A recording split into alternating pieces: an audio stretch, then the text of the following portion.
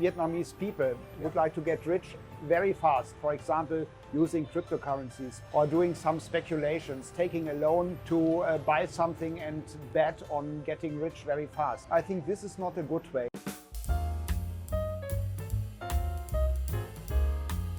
Xin chào tất cả các bạn độc giả và khán giả của báo Lao Động. Tôi là Nguyễn Cảnh Bình đến từ Alpha Book. Hôm nay chúng tôi có một buổi trao đổi với nhau về một năm mới, về những sự giàu có, về sự thịnh vượng, về những sự phát triển của con người. Mà khách mời của chúng ta hôm nay là ông Andreas đến từ quỹ IMF. Chúng tôi hy vọng rằng buổi nói chuyện hôm nay sẽ hữu ích, bổ ích đối với các bạn. Andreas, thank you very much to join us today. So first of all, we would like to invite you to have some introduction about yourself. Yeah. Yes, my name is Andreas. Yes. I am the country director of Friedrich Naumann Foundation in Vietnam. Yeah. 10 years ago, I was already here in Vietnam as board member of Deutsche Bank here in Hanoi. Yeah. So I studied history, Southeast Asian history, later changed to the banking area, worked there in banking for 18 years. And I always kept my connection to Vietnam with my studies as a researcher, also at Deutsche Bank, now as head of Friedrich Naumann Foundation, and also together with my lovely wife who is Vietnamese. Thank you. And because you know that you have a very diversity and also very good background, you work from the banking about finance, and now you work with the social activity and the aspect in Vietnam. So you see that Vietnam today also changing very fast. So could you describe how you think about the Vietnam style, Vietnam thinking about the rich and poor, and about the money and the finance issues in Vietnam different from Western or Germany? Yes. Yeah. That's a very complicated question, and it's not so easy to answer this question in only some sentences. Yeah. What I think everyone can see is that Vietnam is developing very fast. Yes. Especially after Doi Moi, the country developed in such a big speed that it's really unbelievable. For example, when I came here to Vietnam in 2009 for the first time, it was already developing, a developing country, but it's by far compared to Vietnam as it is today.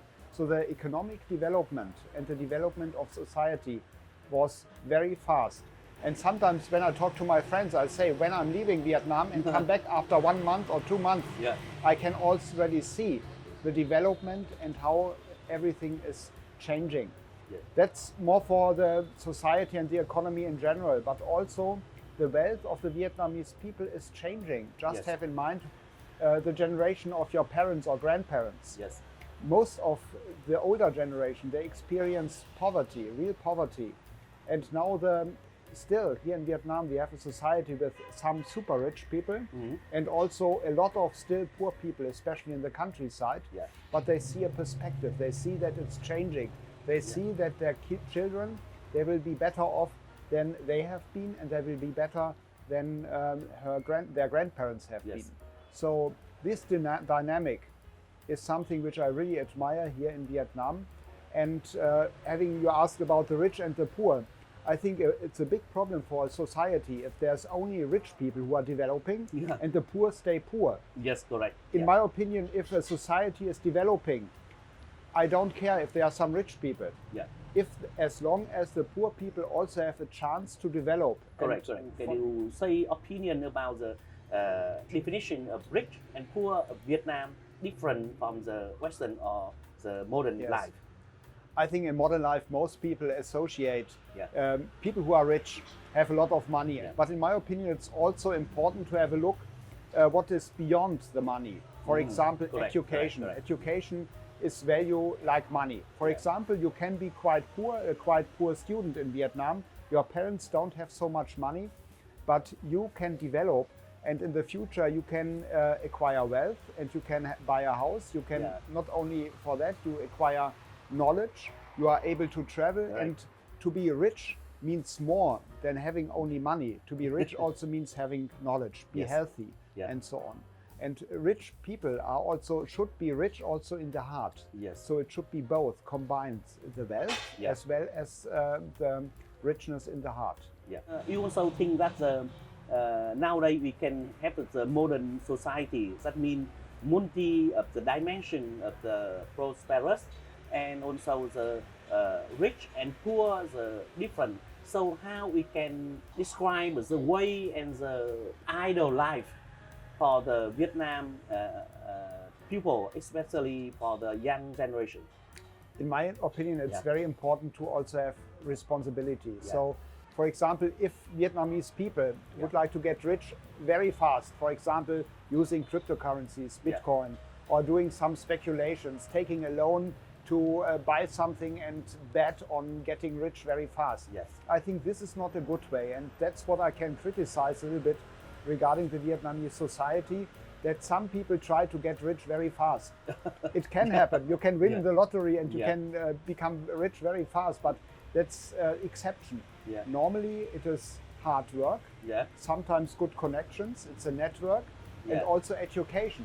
Yes. So I can encourage especially the young Vietnamese to concentrate on their education, at the same time on creating their own personality. Yes. You see, in Germany we have people who win in the lottery and 1 year later they are poor again because their mindset doesn't fit with the wealth. Yes. So being a little bit patient, do it one by one, work every day, do everything every day a little bit more, learn more. Học nữa, học mãi. Yeah. Do you have any advice for the young generation in Vietnam about the rich, about the poor, and about the prosperous, and what they can think can do for the future? Yes. In my opinion, it is really important not to compare yourself with other people. Yeah. Stop comparing yourself with some rich people in your village or in the city. Stop comparing with rich countries. Yeah. And I can share with you some very interesting story from Germany. They had some research. Yeah. They're asking some people, would you like to earn 100,000 euro Oh. a month? It's quite a lot, some amount like that. Yeah. And your neighbor is earning more, is earning 120 or 200,000 euro a month. And then they ask the people, if you earn only 50,000 euro a month and your neighbor is earning less than you, only 20,000. Okay. Most people decided to take the 50,000 because they compare with the neighbors. And sometimes it's better to have a look for that what is good for you and not compare with the others, because it doesn't make sense to compare young people here in Vietnam with young people in Nigeria or in Germany or in the US. Different conditions, different lifestyle, different living costs and so on.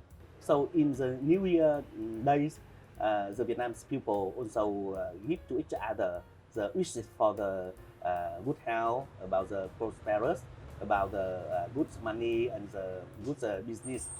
And you know that nowadays the people also think about the health, the culture and the education level for the children and for themselves. Do you think when we can go along with the Hàng Mã Swiss, can you explain your opinion, thinking about the wishes of the Vietnamese people in the New Year? Yes, I think that most Vietnamese people now think about the health of themselves or the health of their grandparents. And so to a certain extent, COVID is not so bad because people get more and more aware of the fact that they are mortal, that life is not only going up, it can happen some good thing and some bad thing. But what I can experience here is also the optimism. When we went to Hàng Mã Street, we can see the people preparing for TED. They are decorating their shops. People are coming, it's crowded, it's busy. And I think people really love to come back to life. You can see that an khang thịnh vượng. That means that the Vietnam people want the better life, not only for the money, but also for the many aspects of life. And I think that the wishes also become the more modern and the more culture than the other. The wishes only focus on the money. And what I really wish for Vietnam and also for myself, I wish all of you, all readers of Báo Lao Động and all Vietnamese, all other people who live here in Vietnam and in the world, everything good for the new year. Enjoy the time, enjoy your life. Don't compare yourself only with other people who have more money than you. Look for money, but also look for your peace, for your health, and for everything else you would like to do in the next year. And I hope that next year you can say if you look back you had a very good year. So chúc mừng năm mới. Xin cảm ơn các bạn. Vậy là năm mới đã đến. Xin gửi lời chúc sức khỏe đến tất cả các bạn độc giả và khán giả của Báo Lao Động. Một năm mới an khang, thịnh vượng và những điều tốt lành. Chúng tôi mong rằng năm mới mang lại cho các bạn những sức khỏe, mang lại những sự thịnh vượng, mang lại cho các bạn những điều tuyệt vời trong cuộc sống. Cảm ơn mọi người.